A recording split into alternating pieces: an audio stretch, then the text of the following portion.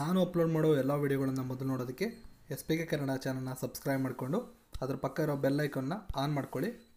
ಇದರಿಂದ ನಾನು ಯಾವುದೇ ವೀಡಿಯೋ ಅಪ್ಲೋಡ್ ಮಾಡೋದ್ರ ನೋಟಿಫಿಕೇಷನ್ಗೆ ಸಿಗುತ್ತೆ.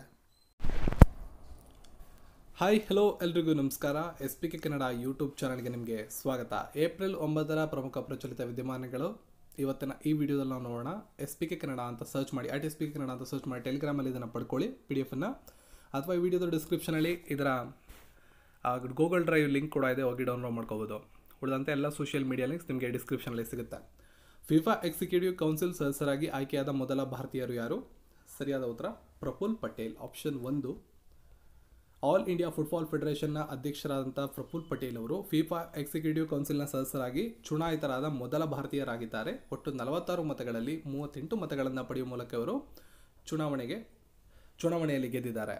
ಕೌಲಾಲಂಪುರದಲ್ಲಿ ನಡೆಯುತ್ತಿರುವ 29ನೇ ಏಷ್ಯನ್ ಫುಟ್ಬಾಲ್ ಕಾನ್ಫೆಡರೇಷನ್ ಕಾಂಗ್ರೆಸ್ನಲ್ಲಿ ನಡೆದ ಚುನಾವಣೆಗೆ ಒಟ್ಟು 8 ಜನ ಸ್ಪರ್ಧೆ ಮಾಡಿದ್ರು. ಅದರಲ್ಲಿ ಪ್ರಫುಲ್ ಪಟೇಲ್ ಕೂಡ ಒಬ್ಬರು.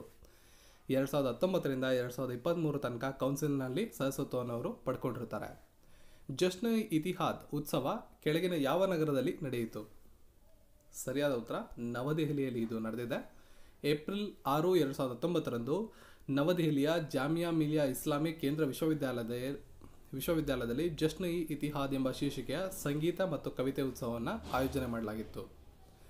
ಕೆಲವೊಮ್ಮೆ ಸುದ್ದಿಯಲ್ಲಿ ಕಂಡುಬರುವ ಪ್ರಾಜೆಕ್ಟ್ 75 ಭಾರತ ಅಥವಾ ಪ್ರಾಜೆಕ್ಟ್ 75 ಇಂಡಿಯಾ ಯಾವ ಭಾರತೀಯ ಸಶಸ್ತ್ರ ಪಡೆಯೊಂದಿಗೆ ಸಂಬಂಧವನ್ನು ಹೊಂದಿದೆ? ಸರಿಯಾದ ಉತ್ತರ ಭಾರತೀಯ ನೌಕಾಪಡೆ, ಆಪ್ಷನ್ 3.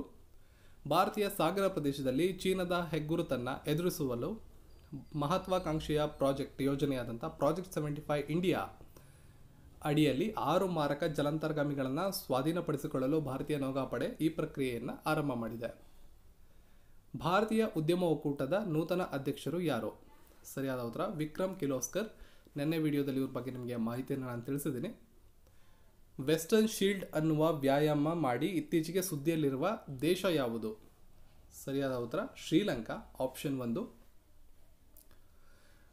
ಅರಣ್ಯ ಸಂರಕ್ಷಣಾ ಅಧಿಕಾರಿಗಳನ್ನು ಹೊರತುಪಡಿಸಿ ಇತರರಿಗೆ ಸಾಮಾನ್ಯವಾಗಿ ಪ್ರವೇಶಿಸದ ಪ್ರದೇಶಗಳ ಮೂಲಕ ಸೇನಾ ತರಬೇತುದಾರರಿಗೆ ಪ್ರಯಾಣಿಸಲು ಅವಕಾಶವನ್ನು ಒದಗಿಸುವ ಸಲುವಾಗಿ ಜುಲೈ 2019ರಲ್ಲಿ ಎಕ್ಸಸೈಸ್ ವೆಸ್ಟರ್ನ್ ಶೀಲ್ಡ್ ಶೀರ್ಷಿಕೆಯು ತನ್ನ ಅತ್ಯಂತ ದೊಡ್ಡ ಮಿಲಿಟರಿ ವ್ಯಾಯಾಮ ನಡೆಸೋದಕ್ಕೆ ಶ್ರೀಲಂಕಾ ಇತ್ತೀಚೆಗೆ ತೀರ್ಮಾನವನ್ನು ಮಾಡಿಕೊಂಡಿದೆ. Saffron swords centuries of Indic resistance to invaders, ಈ ಒಂದು ಪುಸ್ತಕದ ಲೇಖಕರು ಯಾರು? ಸರಿಯಾದ ಉತ್ತರ ಮನೋಶಿ ಸಿನ್ಹಾ ರಾವಲ್, ಆಪ್ಷನ್ 2. ಈ ಒಂದು ಶೀರ್ಷಿಕೆ ಅಡಿಯಲ್ಲಿ ಪುಸ್ತಕವನ್ನು ಮನೋಶಿ ಸಿನ್ಹಾ ರಾವಲ್ ಅವರು ಬರೆದಿದ್ದಾರೆ.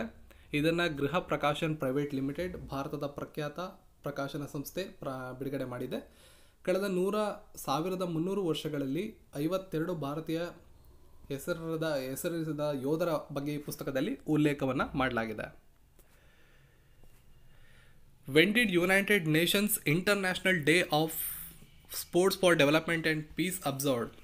ವಿಶ್ವಸಂಸ್ಥೆ ಆಚರಣೆ ಮಾಡ್ತಕ್ಕಂತಹ international day of sports for development and ಪೀಸ್ನ ಯಾವ ದಿನವನ್ನು ಅಬ್ಸರ್ವ್ ಮಾಡ್ತೀವಿ, ಯಾವ ದಿನ ಅದನ್ನು ಆಚರಣೆ ಮಾಡ್ತೀವಿ? ಸರಿಯಾದ ಉತ್ತರ ಏಪ್ರಿಲ್ 6ನೇ ತಾರೀಕು ಅದನ್ನು ಆಚರಣೆ ಮಾಡ್ತೀವಿ. ದ ಯುನೈಟೆಡ್ ನೇಷನ್ಸ್ ಅಂದರೆ ವಿಶ್ವಸಂಸ್ಥೆ international day of sports for development and peace, IDSDP ಅಂತ ಕರಿತೀವಿ, is observed annually on April 6 to recognise the power of sports in promoting peace and erasing cultural barrier worldwide. So ಅನ್ವರ್ ಹಲೀಮ್ ಅವರು ಯಾವ ದೇಶಕ್ಕೆ ಭಾರತದಿಂದ ಅಂಬಾಸಿಡರ್ ಆಗಿ ನೇಮಕಗೊಂಡಿದ್ದಾರೆ? ಸರಿಯಾದ ಉತ್ತರ ಜೋರ್ಡನ್ ಗಣರಾಜ್ಯಕ್ಕೆ ಅವರು ಭಾರತದಿಂದ ಬ್ರ್ಯಾಂಡ್ ಅಂಬಾಸಿಡರ್ ಆಗಿ ಆಯ್ಕೆಯಾಗಿದ್ದಾರೆ. ಇವರೊಬ್ಬರು IFS ಅಧಿಕಾರಿ, 1991ನೇ ಬ್ಯಾಚ್ನ ಅಧಿಕಾರಿ. ನ್ಯಾಯಮೂರ್ತಿ ಪ್ರದೀಪ್ ನಂದರಾಜೋಗ್ ಇತ್ತೀಚೆಗೆ ಯಾವ ಹೈಕೋರ್ಟ್ನ ಮುಖ್ಯ ನ್ಯಾಯಾಧೀಶರಾಗಿ ಪ್ರಮಾಣ ವಚನವನ್ನು ಸ್ವೀಕರಿಸಿದ್ದಾರೆ? ಸರಿಯಾದಂಥ ಉತ್ತರ ಬಾಂಬೆ ಹೈಕೋರ್ಟ್. ಫಿಫಾ ಶ್ರೇಯಾಂಕದಲ್ಲಿ ಭಾರತದ ಸ್ಥಾನ 4 ಏಪ್ರಿಲ್ 2019ರಂತೆ ಎಷ್ಟಿದೆ? ಸೊ ಇತ್ತೀಚೆಗೆ ಒಂದು ವರದಿಯನ್ನು ಬಿಡುಗಡೆ ಮಾಡಲಾಯಿತು, ಒಂದು ರ್ಯಾಂಕಿಂಗನ್ನು. ಅದರಲ್ಲಿ ಫಿಫಾದಲ್ಲಿ ಭಾರತ ಎಷ್ಟನೇ ರ್ಯಾಂಕನ್ನು ಪಡ್ಕೊಂಡಿದೆ? ಭಾರತ 101ನೇ ರ್ಯಾಂಕನ್ನು ಪಡ್ಕೊಂಡಿದೆ. ಭಾರತೀಯ ಪುರುಷರ ಫುಟ್ಬಾಲ್ ತಂಡ 4 ಏಪ್ರಿಲ್ 2019ರಂದು ಬಿಡುಗಡೆಯಾದ ಫಿಫಾ ಶ್ರೇಯಾಂಕದಲ್ಲಿ 2 ಸ್ಥಾನಗಳ ಮೇಲ್ಭರ್ತಿಯನ್ನು ಪಡ್ಕೊಂಡು 101ನೇ ಸ್ಥಾನವನ್ನು ತಲುಪಿದೆ. ಇನ್ನು ಇತರ ತಂಡಗಳ ಬಗ್ಗೆ ನಾವು ನೋಡಬೇಕು ಅಂದರೆ ನಾನು ಮೊದಲನೇ ಕಳೆದ ವೀಡಿಯೋಸಲ್ಲಿ ನಿಮ್ಗೆ ಹೇಳಿದೆ ಬೆಲ್ಜಿಯಂ ತಂಡ ಅಗ್ರಸ್ಥಾನದಲ್ಲಿದೆ ಅಂತ. ಹಾಗೆ ಇರಾನ್ ತಂಡ 21ನೇ ಸ್ಥಾನದಲ್ಲಿದೆ, ಏಷ್ಯಾ ಶ್ರೇಯಾಂಕದಲ್ಲಿ ಅಗ್ರಸ್ಥಾನವನ್ನು ಪಡ್ಕೊಂಡಿದೆ. ಇನ್ನು ಜಪಾನ್ 26, ದಕ್ಷಿಣ ಕೊರಿಯಾ 37, ಆಸ್ಟ್ರೇಲಿಯಾ 41, ಕತಾರ್ 55ನೇ ಸ್ಥಾನದಲ್ಲಿ ಕಂಡುಬರುತ್ತೆ. 7ನೇ ಏಪ್ರಿಲನ್ನು ವಿಶ್ವ ಆರೋಗ್ಯ ದಿನ ಎಂದು ಆಚರಿಸಲಾಗುತ್ತದೆ. ಸೊ ಈ ವರ್ಷದ 2019ರ ವಿಶ್ವ ಆರೋಗ್ಯ ದಿನದ ಧ್ಯೇಯವಾಕ್ಯವೇನು? ಸರಿಯಾದಂಥ ಉತ್ತರ universal health coverage every one everywhere ಅನ್ನೋದು ಈ ವರ್ಷದ ಧ್ಯೇಯವಾಕ್ಯವಾಗಿತ್ತು. ವಿಶ್ವ ಆರೋಗ್ಯ ದಿನವು ಜಾಗತಿಕ ಆರೋಗ್ಯ ಜಾಗೃತಿಯ ದಿನವಾಗಿದ್ದು ಏಪ್ರಿಲ್ 7 ಪ್ರತಿ ವರ್ಷ WHO ಪ್ರಾಯೋಗತ್ವದಲ್ಲಿ, ವಿಶ್ವ ಆರೋಗ್ಯ ಸಂಸ್ಥೆಯ ಪ್ರಾಯೋಗತ್ವದಲ್ಲಿ ಆಚರಣೆ ಮಾಡಲಾಗುತ್ತೆ. ಪ್ರತಿ ವರ್ಷ ಒಂದೊಂದು ಥೀಮ್ ಇರುತ್ತೆ. ಅದೇ ರೀತಿ universal health coverage every one and everywhere ಅನ್ನೋದು ಈ ವರ್ಷದ ಧ್ಯೇಯವಾಕ್ಯವಾಗಿತ್ತು. ಸೊ ನಿನ್ನೆ ವಿಡಿಯೋದಲ್ಲಿ ನಾನು ಹೇಳಿದೆ ವಿಶ್ವ ಬ್ಯಾಂಕ್ಗೆ ನೂತನ ಅಧ್ಯಕ್ಷರು ಆಯ್ಕೆಯಾಗಿದ್ದಾರೆ ಅಂತ, ಡೇವಿಡ್ ಮಾಲ್ವಾಸ್. ಇಂದು ಅವ್ರ ಬಗ್ಗೆ ನಾವು ತಿಳ್ಕೊತಾ ಹೋಗೋಣ.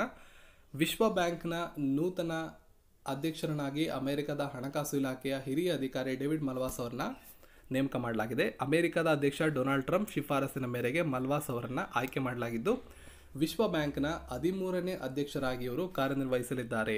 ಏಪ್ರಿಲ್ 9ರಿಂದ ಅಧಿಕೃತವಾಗಿ ಅಧ್ಯಕ್ಷ ಸ್ಥಾನವನ್ನು ಅಲಂಕರಿಸ್ತಾ ಇರತಕ್ಕಂಥ ಡೇವಿಡ್ ಮಾಲ್ವಾಸ್ ಅವರು ಮುಂದಿನ 5 ವರ್ಷದ ಅವಧಿಗೆ ಅಧಿಕಾರವನ್ನು ನಡೆಸಲಿದ್ದಾರೆ. ಡೇವಿಡ್ ಅಮೆರಿಕದ ಪ್ರಮುಖ ಆರ್ಥಿಕ ವಿಶ್ಲೇಷಕ ಹಾಗೂ ಸರ್ಕಾರಿ ಅಧಿಕಾರಿಯಾಗಿದ್ದಾರೆ. ಅವರು ಈ ಹಿಂದೆ ಅಮೆರಿಕದ ಮಾಜಿ ಅಧ್ಯಕ್ಷ ಡೊನಾಲ್ಡ್ ರಿಗನ್ ಅವರ ಆಡಳಿತದಲ್ಲಿ ಡೆಪ್ಯೂಟಿ ಅಸಿಸ್ಟೆಂಟ್ ಟ್ರೆಸರಿ ಸೆಕ್ರೆಟರಿಯಾಗಿ ಕೆಲಸ ಮಾಡಿದ್ದಾರೆ. ಜೊತೆಗೆ ಮಾಜಿ ಅಧ್ಯಕ್ಷರಾದಂತಹ ಜಾರ್ಜ್ H.W. ಬುಷ್ ಅವರ ಅಧಿಕಾರದಲ್ಲಿ ರಾಜ್ಯದ ಉಪಸಹಾಯಕ ಕಾರ್ಯದರ್ಶಿಯಾಗಿ ಕೂಡ ಕೆಲಸ ಮಾಡಿದಂಥ ಅನುಭವವನ್ನು ಹೊಂದಿದ್ದಾರೆ. ಅಷ್ಟೇ ಅಲ್ಲದೆ ನ್ಯೂಯಾರ್ಕ್ ಮೂಲಕ ಗ್ಲೋಬಲ್ ಇನ್ವೆಸ್ಟ್ಮೆಂಟ್ ಬ್ಯಾಂಕ್ ಆದ ಬೇರ್ ಸ್ಟೈನ್ಸ್ನಲ್ಲಿ 6 ವರ್ಷ ಮುಖ್ಯ ಅರ್ಥಶಾಸ್ತ್ರಜ್ಞರಾಗಿ ಕೆಲಸವನ್ನು ಮಾಡಿರೋ ಅನುಭವವನ್ನು ಕೂಡ ಹೊಂದಿದ್ದಾರೆ. 2016ರಲ್ಲಿ ಅಮೆರಿಕ ಅಧ್ಯಕ್ಷೀಯ ಚುನಾವಣೆಯಲ್ಲಿ ಮಾಲ್ವಾಸ್ ಟ್ರಂಪ್ ಅವರ ಆರ್ಥಿಕ ಸಲಹೆಗಾರರಾಗಿ ಕೆಲಸ ಮಾಡಿದ್ದಾರೆ. 1956 ಮಾರ್ಚ್ 8ರಂದು ಅಮೆರಿಕದ ಮಿಚಿಗನ್ನಲ್ಲಿ ಜನಿಸಿದಂಥ ಇವರು ಕೊಲೊರಾಡೋ ಕಾಲೇಜಿನಲ್ಲಿ ಫಿಸಿಕ್ಸ್ನಲ್ಲಿ BA, ಡೆನ್ವಾರ್ ಯೂನಿವರ್ಸಿಟಿಯಲ್ಲಿ MBA ಮತ್ತು Georgetown university school of foreign ಸರ್ವಿಸಸ್ನಲ್ಲಿ ಇಂಟರ್ನ್ಯಾಷನಲ್ ಎಕನಾಮಿಕ್ಸನ್ನು ಓದಿದ್ದಾರೆ. ಸೊ ಒಟ್ಟಾರೆಯಾಗಿ ವಿಶ್ವ ಬ್ಯಾಂಕ್ನ 13ನೇ ಅಧ್ಯಕ್ಷರಾಗಿ ಅಮೆರಿಕದ ಡೇವಿಡ್ ಮಾಲ್ವಾಸ್ ಅವರು ಅಧಿಕಾರವನ್ನು ಸ್ವೀಕರಿಸಿದ್ದಾರೆ. ಇನ್ನು 5 ವರ್ಷಗಳ ಕಾಲ ಇವರು ಅದಕ್ಕೆ ಅಧ್ಯಕ್ಷರಾಗಿರ್ತಾರೆ. ಸೊ ಈ ಎಲ್ಲ ಮಾಹಿತಿಗಳು ನಿಮಗೆ ಉಪಯುಕ್ತ ಅನಿಸಿದ್ರೆ ಈ ವಿಡಿಯೋನ ಲೈಕ್ ಮಾಡೋದ್ರ ಮೂಲಕ ಸಪೋರ್ಟ್ ಮಾಡಿ, ಜೊತೆಗೆ ನಿಮ್ಮ ಸ್ನೇಹಿತರ ಜೊತೆ ಶೇರ್ ಮಾಡಿ, ಹಾಗೂ ಇನ್ನಷ್ಟು ವಿಡಿಯೋಗಳಿಗಾಗಿ ಚಾನಲ್ನ ಸಬ್ಸ್ಕ್ರೈಬ್ ಮಾಡಿ. ಇದನ್ನು PDF ಅನ್ನು ಪಡ್ಕೊಳ್ಳೋದಕ್ಕೆ ಗೂಗಲ್ ಡ್ರೈವ್ ಮತ್ತು ಟೆಲಿಗ್ರಾಮ್ ಎರಡರಲ್ಲೂ ನಾನು ಅಪ್ಲೋಡ್ ಮಾಡ್ತೀನಿ. ಎರಡರ ಲಿಂಕ್ ಈ ವಿಡಿಯೋದ ಡಿಸ್ಕ್ರಿಪ್ಷನಲ್ಲಿ ನಿಮಗೆ ಸಿಗುತ್ತೆ.